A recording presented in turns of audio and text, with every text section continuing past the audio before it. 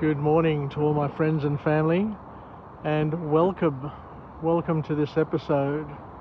of Jim's 5am Club. I'm down here at Cockle Bay this morning with the dancing brolgas and a full moon, as you can probably see above the brolgas there. It's a quiet, very, very still morning. And what I'd like to do is go through a book summary today, like I normally do every day of the week, and continue the tradition of Jim's 5am Club. And the book that I'm going to go through today is entitled The Language Instinct by an author named Steven Pinker, a renowned author who's written quite a few books. So just bear with me for the next 20 minutes or so, and we'll try and learn a little bit more about language and how important language is to each and every one of us, because it allows us to communicate with others. It allows us to communicate with ourselves, and it also allows us to be in relationship and communication with our Creator. So I guess a starting point or a baseline to establish is that the quality of a person's life, the quality of a community's life, a family's life, is premised and based on the quality of one's vocabulary, the broadness, depthness,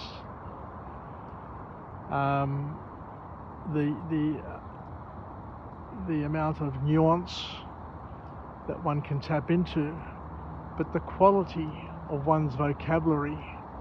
is critical and very important to the quality of one's life, because what they say is that if you're able to describe things, if you're able to explain things to others and yourself as accurately as possible,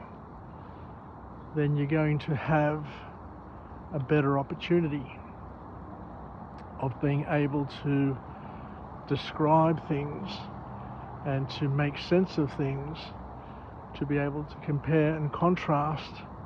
the various slithers of reality that you have come up with to the slithers of reality that other people have, so that you can at least be in a better position to accurately live and experience the life around you. So the author here, Steven Pinker,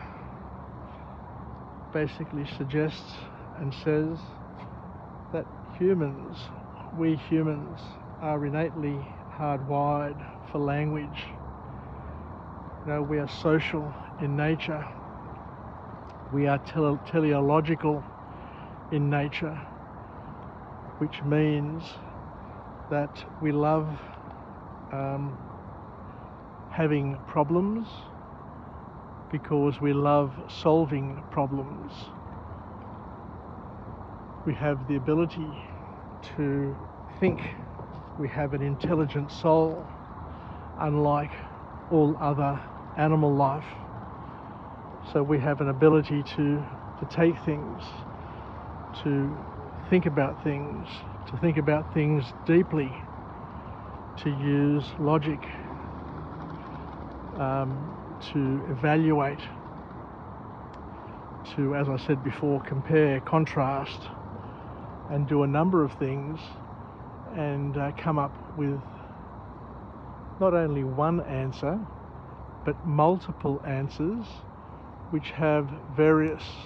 first, second, and third level consequences so that we can pick the right option for us based on the risk profile or how we see things. So it's important to establish first that we all are social beings wanting to live life, experience life to the fullest and gain meaning and gain something which is going to allow us to live, learn and pass it on. So the author goes on to say,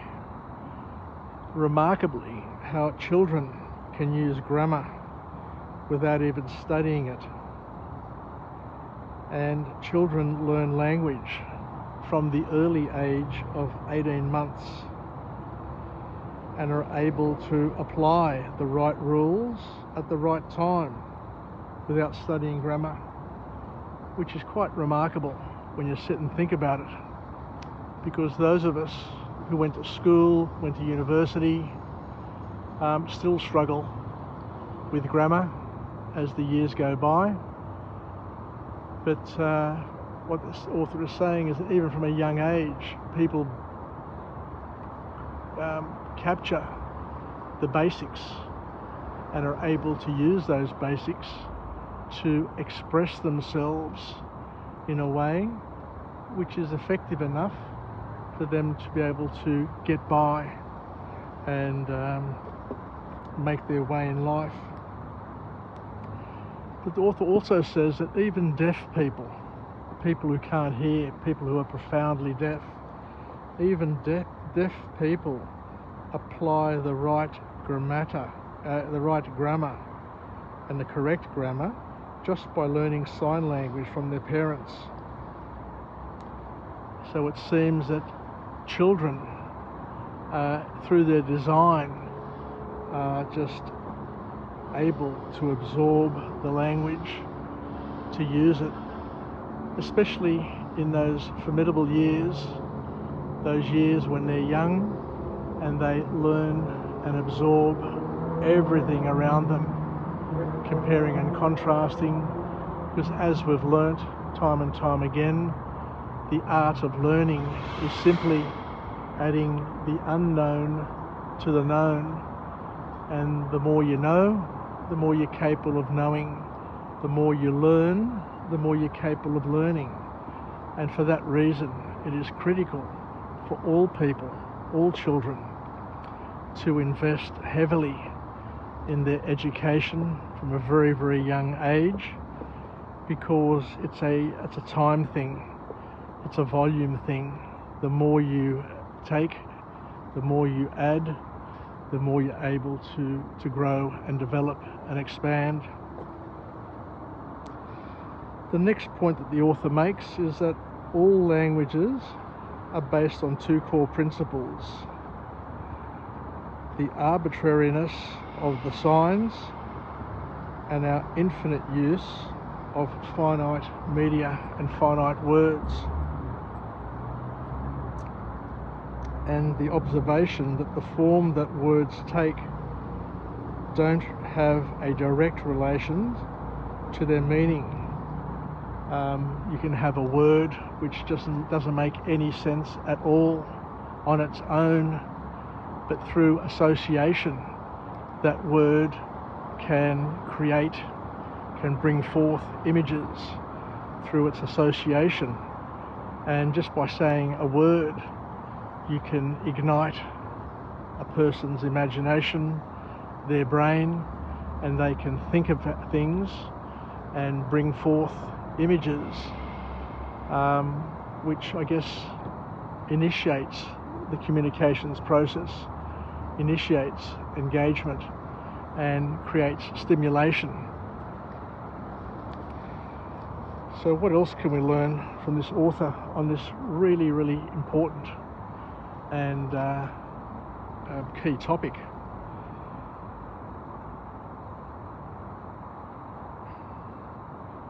The author here also says something which is quite profound, and he says that in our language, we are allowed to express anything and everything, because even though the number of words in a language are limited, the combination of these words isn't. So just because a person has a certain vocabulary or a certain number of words in their habitual vocabulary, you don't have to know a total language. You don't have to know every single word. You don't have to be a professor in English to be able to communicate. What the author here is saying to us is that using the right words at the right time, or using the right combination of simple words at the right time, can create significant messages, can convey complex, deep thinking, and especially the Greek language. I have the benefit of being both from a Greek background and learning Greek, even though my level of Greek is basic. What I've learnt is that the Greek language has words which can be geometrically added together, sequenced together, and you can have two different words put together in a way that can create a significant meaning, and there's no limit to how the Greek language can function and work together to create these many complex combinations. So just by understanding what a word is and then adding other words to it, you can create a significant inventory or ability to communicate even the most complex ideas, and hence why the Greeks were a nation of philosophers, of scientists, of religious leaders, of academics, because of their ability to communicate, because of their ability to make sense of the world around it, to create order, to debate, to discuss, and to incorporate other cultures into their cultures, to supplement, to complement, and to do all of these things because their language allowed it. There was a mathematical capability of the language to be able to delve into the sciences, to be able to express deep thought through theatre, through writing, through song, through dance, and to capture those deep thoughts, to capture that material and to pass it on to other generations, to be able to educate others around you and to lift the collective IQ of whoever they worked with, lived with, and enjoyed life with. So the author here is saying that it's the combination of words that counts. Now, whilst there are 800,000 English words in the English language, it's interesting to understand that the habitual language of people may only be a few thousand words or less, or even hundreds of words.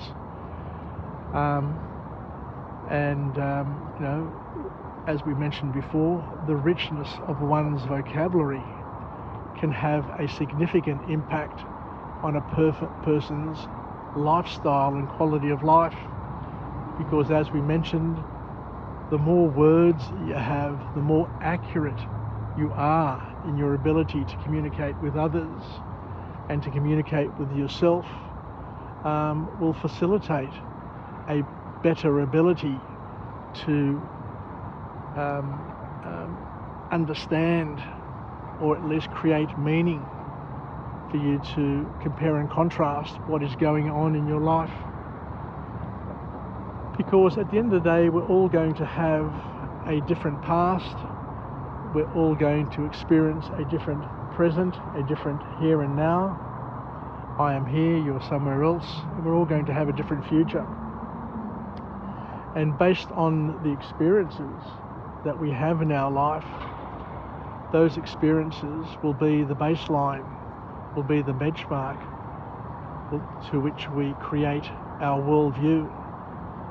So our worldview will be formed based on our own personal experiences, as well as inherited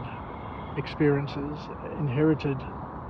things that we inherit from our parents, our friends, our families,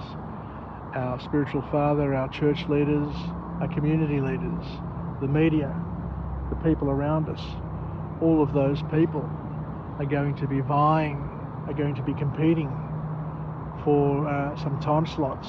in our minds and our lives to be able to pass on their interpretation of what is going on. And we need to be discerning in terms of the interpretations that we take in, the interpretations that we accept, the interpretations that we validate, so that our view, our worldview, is a worldview that serves us, is aligned to our values, is aligned to our actions, is aligned to all of the things that we want for ourselves today and tomorrow, and to understand that there are things, there are experiences that we've picked up, there are meanings and interpretations that we have absorbed from others that may be faulty. So we need to be in a position to change things along the way, so that our understanding of the world needs to be able to serve us, but not to serve us in a way which is wrong, but in a way that is right, given that there is one truth. We need to live our life, to live our calling, based on how we work with and alongside our religion, our truth, so that we serve God with all our heart, mind and soul, and we also get an opportunity to love our neighbours, love each other as we love ourselves. So we need to invest in ourselves first and foremost, to build our capability and capacity to get an understanding of the world around us, to learn, to become educated, so that we too can use the richness, those gifts that we have in terms of our education, our wealth in money, our wealth in relationships, to be able to use that to leverage things so that we can help others and leave this world in a better place than what it was when we entered it in the first place. So just getting back to this author, the author talks about the fact that we need to use the rules of grammar to create our own sentences, so that we are not limited in how much we express, which makes it easier to get your point across. So we have language, and we have a capability to live our life, to create meaning, as I said, that serves us, meaning that is can be weighted against other people's meaning, other people's experiences, and we can gain other people's experiences through books, through documentaries, through the media, through talking, through the stories that we hear, the stories that we repeat. So once again, it's important to be discerning and not to be too open-minded. We need to have a guard at the gate at all times, because if your mind is too open, what you're actually doing is you're inviting other people to turn your mind into an open-cut garbage tip where they can deposit, they can dump all of their rubbish. And as we can see and as we know with social media, there are multiple platforms that enable people regardless of their authority, regardless of their education, regardless of their ability, just to take their garbage, their opinion, and spread it to everybody else and influence people far and wide. So whilst everybody, as we know, is entitled to their opinion, it's our God-given right, it's our birthright to have an opinion. Not everybody's opinion is a learned opinion. Not everybody's opinion is the right opinion. Not everybody's opinion is a productive and an opinion that will serve you. Most probably other people's opinion are there to serve them. And to understand that there are heavyweight opinions and there are lightweight opinions, and it's up to us, each and every one of us, to weigh, to consider what other people are saying and to try and figure out which are the heavyweight opinions, which are the opinions that we want to bank on, and which are the lightweight opinions, the ones we want to shy away from and throw into somebody else's garbage tip rather than keep them in our precious mind. So the author also goes on to say that we mustn't stress too much about grammar. Its importance is relative. Grammar is only a type of rule that determines how well you use the language. As my mother used to say years ago, if somebody wants to understand you, if somebody really, really wants to understand what you're saying, they're going to get you. They're going to understand by listening, and you don't need too many words to get a point across, because it's not only words, it's also body language, it's also cultural norms, and it's also a partnership where somebody else needs to partner with you in order to deeply understand you and to understand you at your soul level. So with language come rules, and we've got things which are descriptive rules that describe how we actually talk and what we say. But as we said before, we need to invest in our education. We need to invest in our ability to see things with greater perspective. One thing is to see the world and experience the world through our own eyes, but we are also invited to experience the world through other people's eyes, through other people's lives. And this is where we have the beauty of the written word, because when people write books, when people put together documentaries and vlogs like I am doing here, what is actually happening is that those people are being transformed through their communication, and they are going into deep thought. So when people write things in books, in order for it to make sense, there needs to be deep thought engaged. And when people enter a environment or a sphere of deep thought, what they're actually doing is they're tapping into their spiritual side, they're tapping into their soul, and they're experiencing their soul. So being able to read from a wide source and to read it with an ability to make sense of it, to make sure that you're capturing the things that are productive, empowering and serving, then that is one of the key messages in life. Learn as much as you can, as early as you can, because as we said,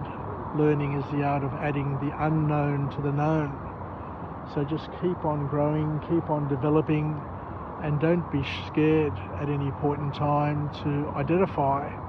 errors in judgment, errors in learning. Because we are called to communicate with each other. We are called to communicate with God,